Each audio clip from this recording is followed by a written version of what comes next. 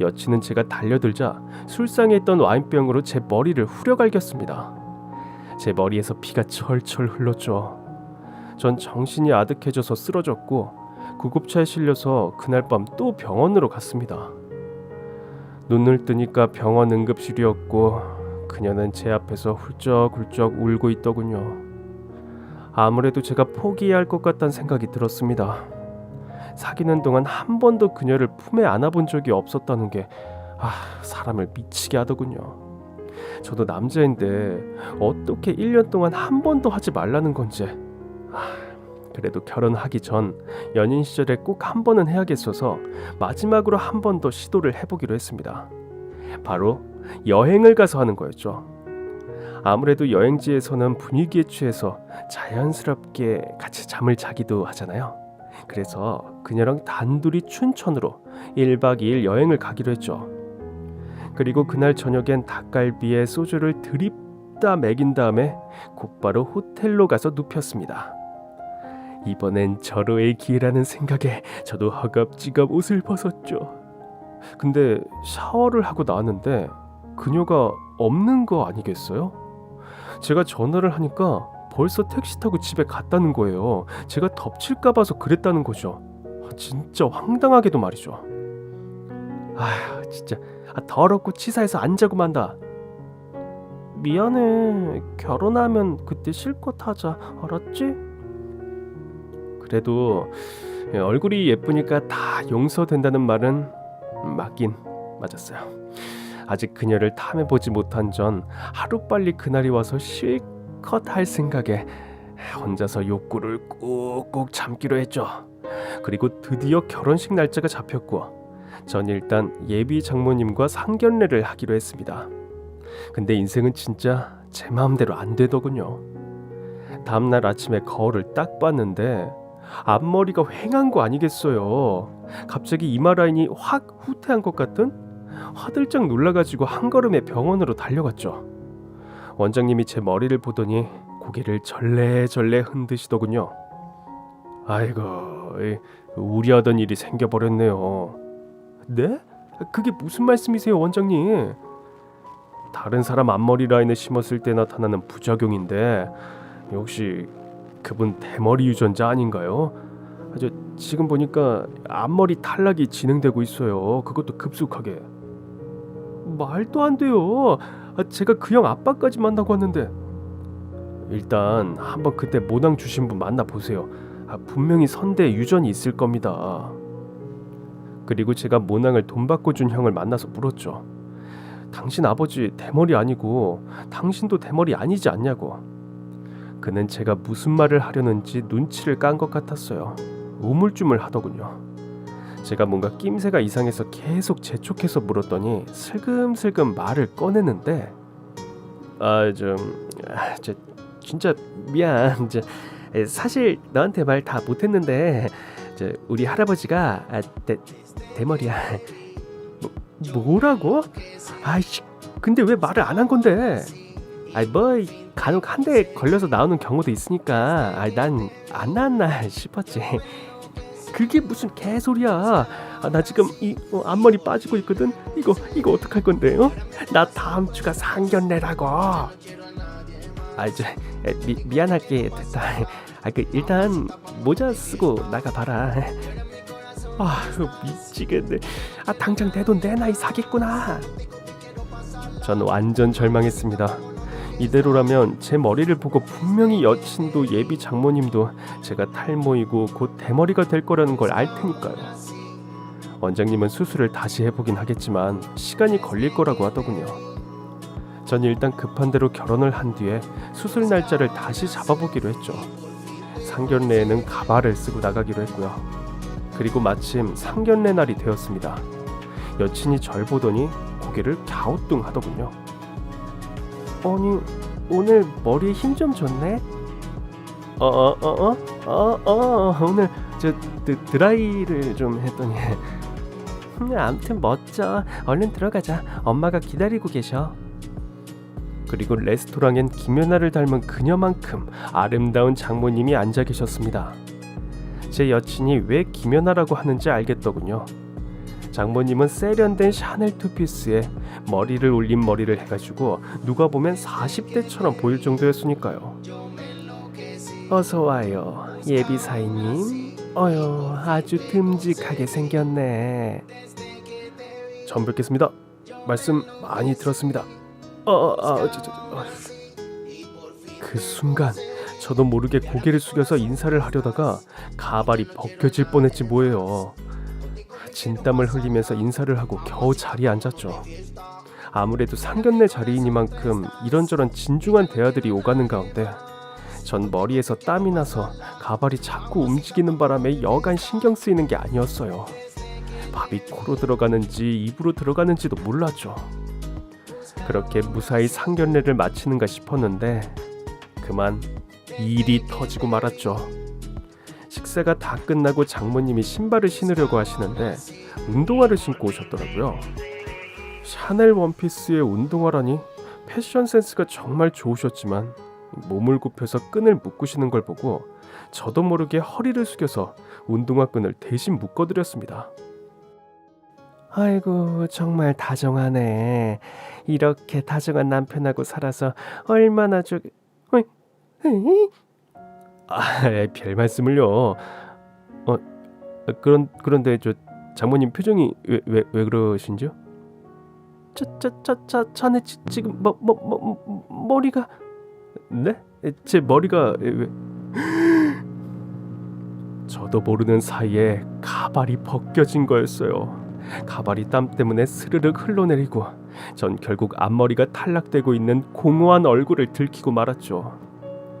전 벌어질 일이 결국 벌어졌다는 생각에 고개도 못 들고 음식점에 앉아 주저앉아 울고 있었습니다. 이제 모든 게 다 끝장이라는 생각 때문에요. 근데 그녀가 절 일으켜 세우더니 그러더군요. 머리 빠지는 거 이제 정말 괜찮다고. 저를 정말 사랑하게 되었으니 아무래도 상관없다고. 그리고 장모님도 뭘 그런 거 가지고 그러냐면서 머리는 다시 심으면 된다고 하는 거예요. 전 그녀의 마음에 너무 감동해서 그때부턴 가발도 벗고 당당하게 생활을 하기로 했죠. 근데 그녀는 상견례를 하고부터 좀 이상했어요. 예단이니 뭐니 하면서 저한테 결혼 준비하면서 드는 걸 하나하나 요구하면서 건강검진 결과를 떼오라고 하질 않나? 제 현재 보유재산이 얼마나 되는지 꼬치꼬치 묻지 않겠어요? 아무리 결혼할 사이가 된다고 해도 갑자기 너무 노골적으로 나오니까 좀 서운하더군요. 그리고 희한하게 자기 집은 죽었다 깨어나도 안 보여주는 거예요. 자기 갑자기 왜 그래? 내 재산이 얼마인지는 왜 물어? 아니, 그냥 결혼은 투명하게 해야 하니까 서로 속이는 거 없이 정직하게 하자는 거지. 근데 집에는 왜 초대 안 하는데? 상견례 한번 한 거 말고는 난 자기에 대해 알고 있는 게 전혀 없어. 자기야, 우리 동업까지 하는 마당인데 날 못 믿어? 나 사랑한다며, 평생 행복하게 해준다며. 뭐 사랑하고 행복하게 해줄 거지. 근데 결혼 앞두고 자기 태도가 너무 변했어. 나랑 잠자리도 피하고. 난 진짜 누구랑 결혼하는지 모르겠다. 장모님도 이젠 절 편하게 대하시는지 전화를 걸 때마다 빨리 결혼하라고 그러더군요. 조금 이상하긴 했지만 그래도 기왕에 결혼할 거 빨리 서두르자는 생각에 저도 결혼 준비에 박차를 가했습니다. 결혼이라는 게 일생일대 중요한 일이니만큼 정말 준비할 게 한두 개가 아니더군요. 정신없이 준비하는 과정에서도 그녀는 자꾸만 제 재산을 캐묻더군요. 사실 제가 부모님한테 받은 아파트 한 채랑 상가 한 채, 그리고 땅이 조금 있었거든요. 그렇긴 하지만 그건 부모님이 주신 거고 제가 살면서 그 재산을 처분할 일이 있을까? 무슨 일이 있으면 다시 부모님께 돌려줘야 하잖아요. 그래서 저는 없는 셈 치고 살아야 한다고 생각했어요. 근데 제 여친은 부모님한테 빨리 증여를 받아야 한다느니, 그래야 세금이 덜 나온다느니 하면서 자꾸 재산을 빨리 정리하라는 식으로 말하더군요. 요즘은 부모 자식 간에도 상속 문제로 싸우기도 한데 이왕 받기로 한 거니까 빨리 증여 받는 게 어떨까? 세금 문제도 그렇고. 알았어. 그럼 결혼하면 엄마한테 말해볼게. 듣고 보니 자기 말도 맞는 것 같아. 그렇지? 돈 문제는 확실히 하는 게 좋아. 내가 괜히 그러는 게 아니라 내 말 너무 서운하게 듣지 마. 전 신혼집은 마포에 있는 아파트에서 하기로 했죠. 그 아파트 역시 부모님 명의였는데 제 앞으로 빨리 돌리는 게 좋다고 하더군요. 배우자가 될 사람이 그렇게 말하니까 저도 귀가 조금 열렸는지 부모님한테 얘기해서 아파트는 일찍 제 명의로 돌려놨고요. 하나씩 결혼 준비를 해나가고 있던 어느 날, 전 여친이랑 장모님이 웨딩드레스를 고른다고 해서 따라가게 됩니다. 아마 그때 따라가지 않았다면 제 인생이 어떻게 흘러갔을지 잘 상상이 안 되긴 하네요. 장모님이랑 와이프는 이 집 저 집 들어가 보면서 드레스를 입다가 한 가게에 들어가게 되었어요. 거기서 마음에 드는 드레스를 골랐는지 피팅을 해보고 했는데 점원이 자꾸 갸우뚱하는 얼굴로 저희 장모님을 보더군요. 저기 혹시 2년 전에도 저희 가게에 오시지 않으셨어요? 네? 누구시더라? 저는 기억이 잘 나질 않네요. 맞네. 그때도 웨딩드레스 보러 따님이랑 오셨잖아요. 맞죠? 이번엔 리마인드 웨딩 찍으시는 건가? 다른 사람과 헷갈리시는 것 같은데요. 그치 엄마, 여기 이상하다. 다른 가게로 가자. 잠깐만요. 제가 똑똑히 기억해요. 그때 결혼식 하루 전날에 웨딩드레스 값 결제 카드로 하시고 나중에 결혼식 끝나고 카드 사이 취소하셨잖아요. 그쵸? 이게 대체 무슨 말이야 자기야? 아니 자기는 다 들을 거 없어. 엄마 다른 가게로 가자. 별 미친 여자를 다 보겠네. 기억이 안 나시는구나. 그럼 제가 이거 보여드릴게요. 자. 점원이 컴퓨터에서 피팅 사진을 열어서 보여주는데 거기엔 제 여친이 다른 남자와 떡하니 있더군요. 그런데 그 남자가 누구인고 하니 원래 그녀와 사귀었던 저랑 북극곰 수영대에 참가했던 남자였던 거예요. 전 순간 충격을 받아서 제 여친을 멍하니 보고 있었죠. 자기 지금 결혼 2번째인 거지? 아니 그게 말이야. 사실은 사정이 있는데 자네 오해하지 말게. 내가 천천히 다 해명할 테니까. 됐고 내가 이거 무슨 일인지 확실히 알아야겠어요. 다 망가졌네. 엄마 빨리 튀어 빨리. 그녀는 갑자기 장모님 손목을 끌고 가게를 뛰쳐나가더군요. 그리고 택시를 타고 사라졌죠. 제가 전화를 아무리 해도 받지 않았어요. 전 사태의 진상을 파악해봐야겠다는 생각에 북극곰 수영대에 참가한 남자한테 전화를 걸어서 만나자고 했죠. 그리고 그 남자를 카페에서 만나서 대화를 했어요. 그 남자는 저를 보더니 그럴 줄 알았다는 표정으로 실룩거리면서 오더군요. 곧 연락이 올 거라고 생각했죠. 다 알고 계셨던 거네요. 이게 대체 무슨 일인지 설명 좀 해주세요. 경험하신 대로죠. 그 여자 사기꾼이에요. 사기꾼. 얼굴이 반반하니 그런 식으로 남자 뒤통수 치고 다니는 전문 사기단이죠. 사기단이라고요? 알고 보니까 장모라고 하는 여자와 여친은 그런 식으로 서로 짜고 혼인신고만 한 다음 재산분할 소송을 걸고 이혼하는 걸 반복하는 전력이 있더라고요. 결혼 사기단이었던 거죠. 남자는 저한테 혹시 결혼식은 했냐고, 공동 명의로 한 거 있느냐고 묻더군요. 전 결혼식 전에 이 사실을 알았고 아직 명의를 공동으로 한 건 없다고 했죠. 운이 되게 좋으시네요. 전 건물 한 채를 날렸어요. 혼인도장 찍고 그 사실을 알았죠. 그럼 그때 그 여자랑 헤어지신 게 아니었네요.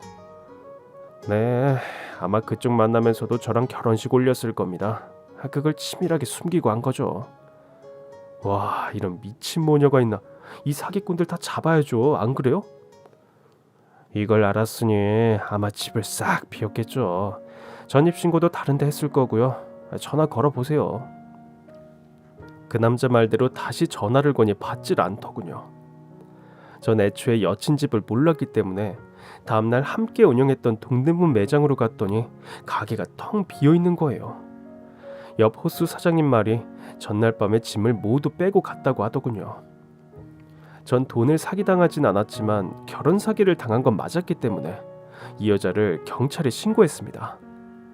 경찰에선 절 조사하더니 그 여잔 유명한 결혼 사기단 여자라면서 이름을 계속 바꾸고 다니기 때문에 쉽게 잡을 수 없다고 하더군요.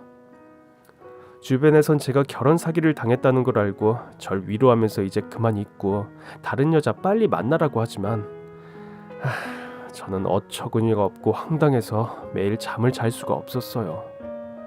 순진하게 얼굴 하나만 보고 그 여자한테 모든 걸 다 바치려고 했던 제 자신이 엄청 밉더라고요. 무엇보다 저 같은 피해자가 또 생길지도 모른다는 생각에 두 모녀를 잡아서 족쳐야 한다는 결심이 섰습니다. 그 뒤로 전 회사에 사직서를 던지고 사설 탐정을 고용했습니다. 인스타를 통해서 저와 같은 피해 사례가 있는 남성들을 찾았더니 무려 15명이 나오더군요.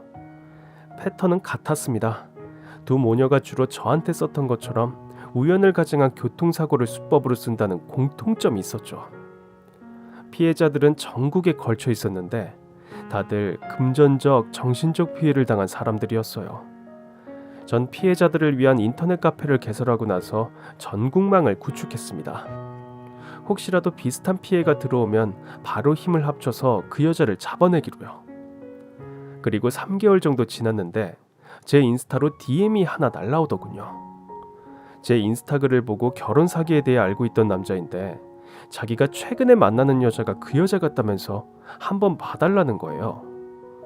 그 남자가 보낸 DM엔 바로 김연아 닮은 꼴, 그 여자와 같이 찍은 사진이 있었죠. 전 그 남자한테 절대로 그 여자한테 아른 체를 하지 말고 최대한 자연스럽게 지내라고 했어요. 그리고 결혼 사기 카페에 공지를 올리고 단체로 그 여자와 장모를 일망타진하러 가자고 제안을 했습니다. 그 여자가 사기를 치는 지역은 이번엔 전주더군요. 저랑 피해자들은 전세버스를 대절해서 전주로 내려갔죠. 저한테 DM을 보낸 남자한테 증거를 확실히 잡아야 하기 때문에 되도록 법무사 사무실에서 아파트 명의를 공증을 뜨는 척하라고 미리 언지를 해두었습니다.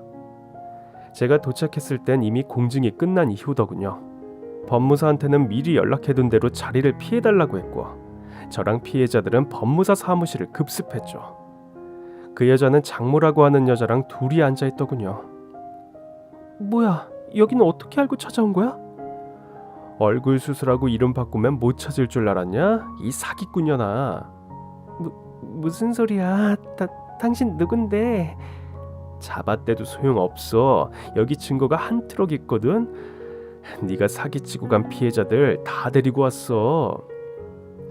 아유, 다 망쳤네. 빨리 튀어 이거 사. 도망쳐. 저는 도망가려는 두 여자를 잡아서 바닥에 눕히고 야구바따로 엉덩이를 100대 정도 때렸습니다. 두 여자는 아파서 울면서 잘못했다고 빌기 시작했죠. 피해자들은 돌아가면서 분이 풀릴 때까지 야구바따로 두 여자를 팼어요. 나중엔 두 여자가 다리가 부러졌는지 제대로 일어나지 못하더군요. 돈 갖고 사람 갖고 사랑 갖고 장난치는 거 아니지? 잘못했어 안 했어? 아유, 멍청한 놈들. 여자 얼굴에 인생을 건 머저리 같은 놈들이 뭐가 잘났다고 떼거지로 몰려왔냐?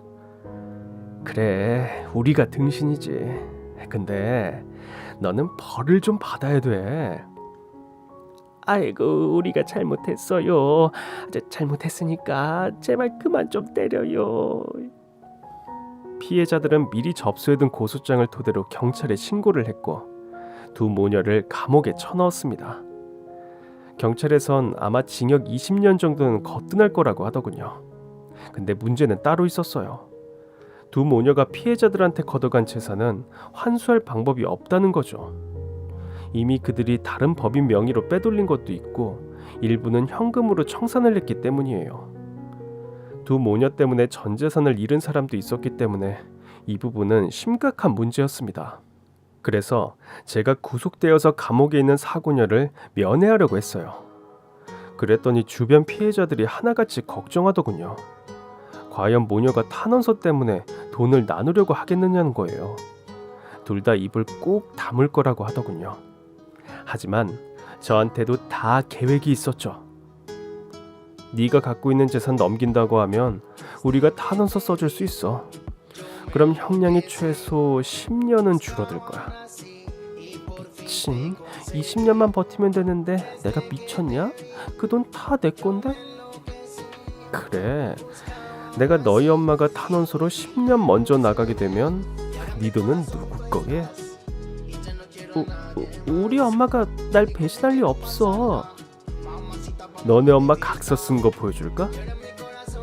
그리고 전 미리 장모라는 여자에게서 받아둔 각서를 내밀었죠. 장모는 모든 잘못이 딸에게 있고 자신은 죄가 없다는 식의 결백함을 보증하는 탄원서를 써주면 10억을 주겠다고 했으니까요. 죄수의 딜레마라는 게 있어요. 두 명이 다 죄를 고백하면 둘 다 10년이 감형되지만 한 명만 고백하고 한 명은 고백하지 않으면 고백한 한 명은 20년이 감형된다는 얘기죠. 둘 다 고백하지 않으면 죄가 그대로 확정이고요. 전 이 게임 이론을 적용해서 장모와 화자를 꼬드겼고 결국 둘 모두에게 탄원서를 써주는 대가로 돈을 받아내기로 합니다. 부동산 처분각서를 받아들고 건물 몇 개를 팔아서 피해자들에게 나누어 줬어요. 그리고 사고녀를 다시 한번 면회를 했죠. 자, 이제 탄원서를 써줄 차례야. 이 사건의 죄가 엄마한테 있고 난 시킨 대로 했을 뿐이고 피해자들도 이 점에 동의한다는 내용으로 써줘. 그런데 미안하지만 너희 모녀는 정당한 벌을 받아야 할 것 같아. 뭐야, 약속이 틀리잖아. 그럼 내 돈 다시 돌려줘. 그건 네 돈이 아니라 피해자들 돈이지. 정당하게 환수한 거니까 억울해하지 마. 너 내가 20년 뒤에 찾아가서 복수할 거야. 아이고, 이 협박죄까지 추가되면 한 30년 살 텐데. 아이씨, 가서 죽어버려 이 자식아. 그리고 재판에 넘겨진 두 모녀는 검사가 청구한 대로 20년형을 선고받게 됩니다. 재판장에서도 절 향해서 욕지거리를 퍼붓던 두 여자의 모습이 지금도 기억에 남네요. 피해자들은 금전적 피해가 모두 보상된 건 아니지만 어느 정도 돈을 보상을 받고 나름대로 정신적 피해가 구제되었다고 생각해요. 제가 총대를 매서 해결한 일이니 어느 정도 뿌듯함도 느낍니다. 이젠 사건이 다 끝나고 저도 평온한 일상으로 돌아왔지만 살다 보면 이렇게 황당한 일도 겪을 수 있네요. 여자가 한을 품으면 무섭다더니 돈독이 오른 두 여자의 사기 행각이 결국 마땅한 벌을 받게 되어 다행이라는 생각도 듭니다.